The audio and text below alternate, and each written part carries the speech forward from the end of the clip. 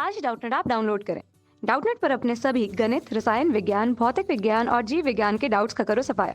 बस प्रश्न की फोटो खींचो, एक ही प्रश्न को क्रॉप करो और तुरंत वीडियो सोल्यूशन पाओ। अभी डाउनलोड करें। हेलो दोस्तों, हमारे पास अभी जो प्रश्न हुआ है कहता है कि एक दर्पण से किसी भी दूरी पर रखी एक सीधी वस्तु का सीधा प्रतिबिंब ही प्राप्त होता है, दर्पण हो सकता है। प्रश्न कह रहा है दोस्तों, एक वस्तु है जो सीधी रखी है, उसका एक दर्पण द्वारा सीधा ही प्रतिबिंब ये प्राप्त होता है। तो दर्पण कैसा होगा ये बताना है दोस्तों। हमारे पास चार विकल्प दिए हैं। पहले विकल्प कहता है केवल समतल, दूसरा विकल्प केवल उत्तल, तीसरा विकल्प समतल अथवा उत्तल तथा चौथा विकल्प अवतल। अब दोस्तों प्रत्येक विकल्प में दिए गए दर्पणों द्वारा हम प्रतिबिंब की प्रकृति देख लेते हैं कि कैसी होगी। अब दोस्तों प्रश्न के पहले विकल्प के अनुसार हमने एक सीधी वस्तु का प्रतिबिंब बनाने की कोशिश की, जो क्रम इस प्रकार बनेगी। तो किरणें मैंने ली, वो क्रमशः जिस बिंदु पर आपतित होती है उस पर बने अवलंब द्वारा समान कोण से परावर्तित हो जाती हैं, क्योंकि दर्पण में आपतित किरण समान परावर्तित किरण दोनों समान होते हैं। अब दोस्तों इस स्थिति के अनुसार अब ये किरणें हैं वो इधर मिलेंगी नहीं, तो इन्हें आभासी रूप से पीछे बढ़ाने पर हमें वस्तु का सीधा प्रतिबिंब प्राप्त होता है। तो समतल दर्पण द्वारा सीधा प्रतिबिंब प्राप्त हो रहा है क्या? हाँ, प्राप्त हो रहा है। अब दोस्तों दूसरा विकल्प देख लेते हैं। अब दोस्तों दूसरी विकल्प के अनुसार हमने एक उत्तर दर्पण ले लिया जिसका ध्रुव ओ, फोकस एफ तथा केंद्र सी है।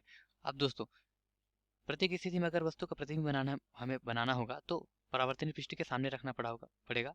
तो स्थिति के अनुसार वह जो वस्तु है वह ध्रुव से परे तथा क्रमशः फोकस तथा केंद्र से परे होगी। तो प्रत्येक स्थिति के अनुसार जो प्रतिबिंब हमें प्राप्त होगा उसकी प्रकृति समान होगी। अब दोस्तों माना एक वस्तु है, इसके सामने सीधी रखी है।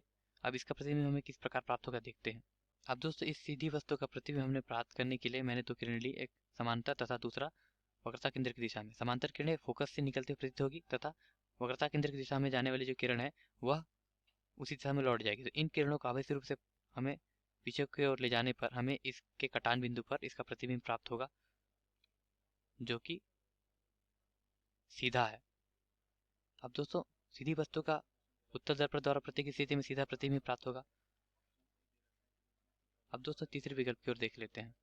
अब दोस्तों तीसरे विकल्प में समतल तथा उत्तल दोनों हमने देख लिया, समतल और उत्तल के लिए। अब दोस्तों चौथे विकल्प के अनुसार हमने एक अवतल दर्पण ले लिया जिसका ध्रुव ओ, फोकस एफ तथा वक्रता केंद्र सी है। अब दोस्तों इसमें जो वक्रता केंद्र तथा फोकस है वह ध्रुव के बाईं तरफ होने के कारण परावर्तनीय पृष्ठ के भी बाईं तरफ होती है। तो हमें जो वस्तु की स्थिति अलग अलग मिल सकती है। ये हो सकती है वक्रता केंद्र से परे, वक्रता केंद्र तथा फोकस के बीच तथा फोकस तथा ध्रुव के बीच। अब दोस्तों क्या होता है, फोकस के बाईं तरफ तथा दाईं तरफ वस्तु की जो प्रतिबिंब है उसकी प्रकृति अलग अलग होती है। तो हम पहले बाईं तरफ देखते हैं फिर दाईं तरफ देखते हैं। अगर कोई सीधी वस्तु फोकस के परे रखी है तब इसका जो प्रतिबिंब हमें इस प्रकार प्राप्त होगा। मैंने दो किरण ली समानांतर जो क्रमशः फोकस से होती जाएगी तथा दूसरी किरण वक्रता केंद्र की दिशा में जो वापस उसी दिशा में लौट जाएगी। अब दोस्तों इन दोनों किरणों के कटान बिंदु पर इसका प्रतिबिंब हमें प्राप्त होगा, जो कि है उल्टा।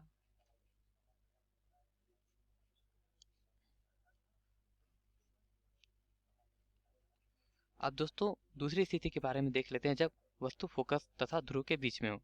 अब इस वस्तु का प्रतिबिंब हमने प्राप्त करने के लिए एक समांतर किरण ली जो क्रमशः फोकस होती जाएगी तथा दूसरी किरण वक्रता केंद्र की दिशा में जो क्रमशः उसी दिशा में लौट जाएगी। अब दोस्तों ये किरणें आपस में फैल रही हैं तो कभी भी जाकर नहीं मिलेंगी। तो इन किरणों को आभासी रूप से पीछे बढ़ाने पर इन आभासी किरणों के कटान बिंदु पर हमें जो प्रतिबिंब प्राप्त होगा वह किस प्रकार का है, सीधा।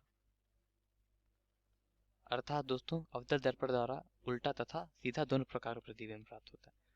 प्रश्न में हमें पूछा है दोस्तों, एक दर्पण के किसी भी दूरी पर रखने पर सीधी वस्तु का सीधा प्रतिबिंब प्राप्त होता है, दर्पण हो सकता है। अब दोस्तों हमने समतल दर्पण के लिए देखा तो हमेशा सीधा प्रतिबिंब प्राप्त हुआ था, तो ये सही लग रहा है। दूसरा विकल्प है उत्तल, उत्तल के लिए भी हमेशा सीधा प्राप्त हुआ था, तो ये विकल्प भी सही है। तीसरा विकल्प है समतल तथा उत्तल दोनों के लिए कर रहा है, तो ये भी सही है। तो चौथा विकल्प है दोस्तों अवतल, जिसमें उल्टा तथा सीधा दोनों प्रकार का प्रतिबिंब प्राप्त हुआ, तो ये गलत हो जाता है। तो ऐसा कौन सा विकल्प है जो तीनों विकल्पों में सबसे बेहतर है? तो हमारा जो सही विकल्प हो जाएगा दोस्तों तीसरा विकल्प, जो कहता है समतल तथा उत्तल दोनों दर्पण द्वारा सीधी वस्तु का हमेशा सीधा प्रतिबिंब प्राप्त होगा।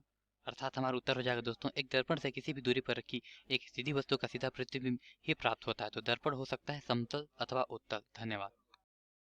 कक्षा छठी से 12वीं से लेकर नीट आईआईटी जेई वो एडवांस के लेवल तक 1 करोड़ से ज्यादा छात्रों का भरोसा। आज ही डाउनलोड करें डाउटनेट ऐप या व्हाट्सएप करें अपने सारे डाउट्स 8400 400 400 पर।